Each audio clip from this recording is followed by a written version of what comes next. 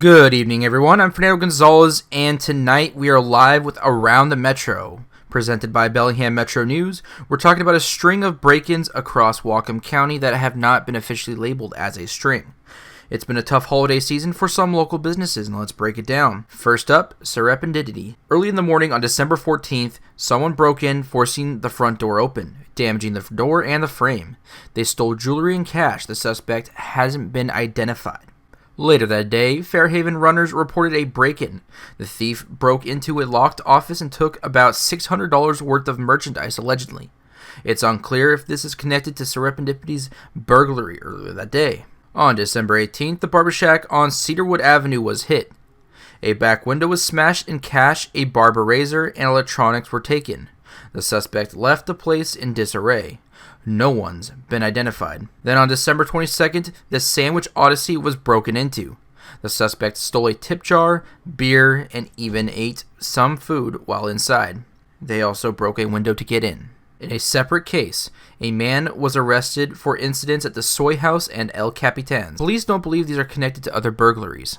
On Christmas Eve, Bank of America on Guide Meridian and Smith was targeted in a more aggressive way. An allegedly stolen car was driven through the front doors, and four suspects jumped out and allegedly looted the store. It was all captured on surveillance footage. Bellingham Metro News did reach out to the Whatcom County Sheriff's Office via email to see if they had any information regarding this case. But the investigation seems still ongoing. We are going to wait until after the holidays to get some more information on this. But the surveillance footage confirms that this allegedly stolen sedan backed into the front doors of the Bank of America cannabis shop on Guide and Smith.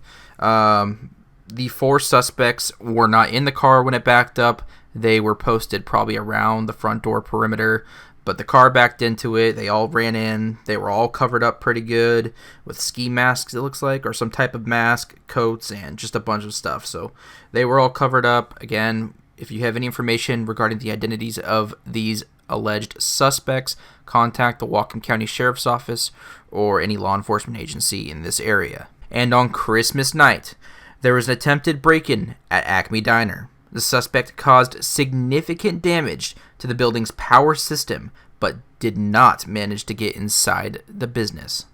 That's the latest on these break-ins, and if you know any information that could help the Bellingham Police Department and other law enforcement agencies in this case, please feel free to contact them. And here's a quick update on the earthquake that occurred yesterday on Christmas Day. At 1:39 p.m. Pacific Standard Time, a magnitude 4.9 earthquake was recorded about 254 kilometers west of Port McNeill, Canada. The quake struck at a depth of 10 kilometers, or just over 6 miles. There has been no reports of injuries or damage from this event. And happening now, we have an update on a traffic accident and power outage in Bellingham. A vehicle accident at the intersection of Lakewood Drive, Woburn Street, and U Street caused significant disruption earlier this evening. The crash not only closed the intersection in all directions, but also led to a power outage in the Whatcom Falls neighborhood. The outage, which began around 6:16 p.m., is affecting over 1,000 customers. Crews are investigating the situation. And Puget Sound Energy estimates power will be restored around 9:30 p.m. tonight. If you're traveling in the area, please avoid the intersection and use alternate routes while emergency crews work to clear the scene and restore power. And fun fact, did you know Rambo First Blood, released in 1982, was filmed an hour and a half northeast of the Bellingham area? It took place in the fictional town of Hope, Washington, which was filmed in Hope, BC. At 11:54 a.m. earlier today, first responders were called to the 1300 block of Cornwall Avenue in downtown Bellingham for a reported overdose. A male subject was administered Narcan and received medical treatment at the scene. After regaining consciousness, the individual declined further treatment and transport to the hospital and left the area on foot, walking under his own strength. And here's a quick update on winter weather conditions impacting the North Cascades. A winter storm warning is in effect until 4 p.m. today for areas above 3,500 feet, including the west slopes of the North Cascades and passes near Hamilton, Deming, New Halem, and the Mount Baker ski area, Lynden, Maple Falls, and Concrete. Heavy snow is expected with up to 5 inches of additional accumulation. Following that, a winter weather advisory will take effect around 4 p.m. Friday through 4 p.m. Saturday for the same elevations. Snow totals between 6 and 18 inches are expected. Travel in these areas could be very difficult or impossible, and gusty winds may bring down trees and branches if you are heading to the mountains. Plan ahead and check road conditions. And in a developing story, in a major drug bust, Border Patrol agents have seized 78 pounds of cocaine in Lynden, the second biggest city in the Bellingham metropolitan area. During a routine search along the border, agents discovered 2 abandoned backpacks in a wooded area. Inside the backpacks, there was about 30 bricks of white powder, later confirmed to be cocaine. The estimated street value of the drugs were $1.1 million. Chief Patrol Agent Rosario Pete Vasquez praised the vigilance of the Blaine Sector Border Patrol agents, saying, "These dangerous narcotics are prevented by reaching our communities, thanks to the hard work of the agents." The narcotics were turned over to the Drug Enforcement Administration for further investigation. The Lynden Christian School Board has named Jeffrey Droog as the next superintendent effective July 1st, 2025. Droog, with over 20 years of experience in Christian education, is known for his visionary leadership and passion for teaching. His career includes roles at Kalamazoo Christian in Michigan, Unity Christian in Iowa, and high school principal and athletic director at Mount Vernon Christian School since 2012. Droog has served as the superintendent and director of advancement of Mount Vernon Christian. Lynden Christian says that Droog's extensive background will bring valuable expertise to the school community as he steps into the new role. A 5-day strike by Starbucks baristas has closed hundreds of stores nationwide, including several here in Bellingham. The strike, which began last Friday in cities like Los Angeles, Chicago, and Seattle, spread to at least 300 locations, including the Seahome, Old Fairhaven, Iowa, King, and Cordata Starbucks stores in Bellingham.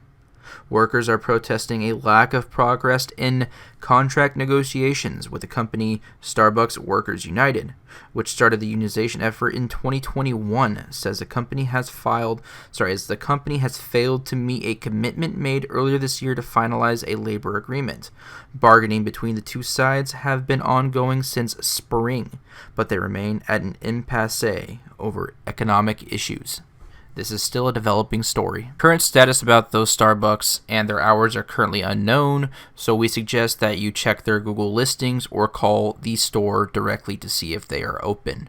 And we now have an update on the earlier traffic crash at Lakeway Drive. Bellingham police are investigating an alleged DUI crash after a driver hit a transformer, knocking out power to the intersection of Woburn, U Street, and Lakeway Drive.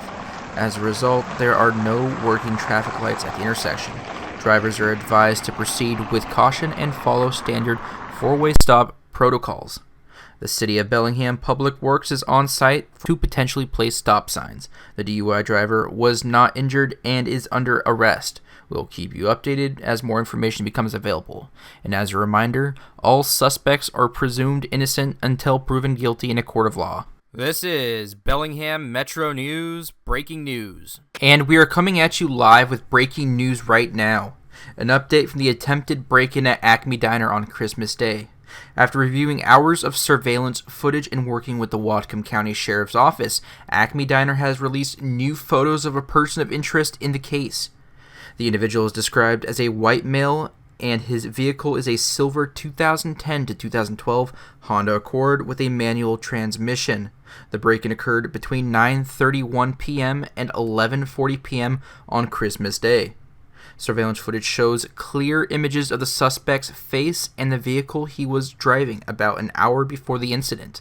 He nearly cut the power to the building during the break-in. Authorities are asking anyone with information to contact Deputy Douglas. The case number is 24A43867.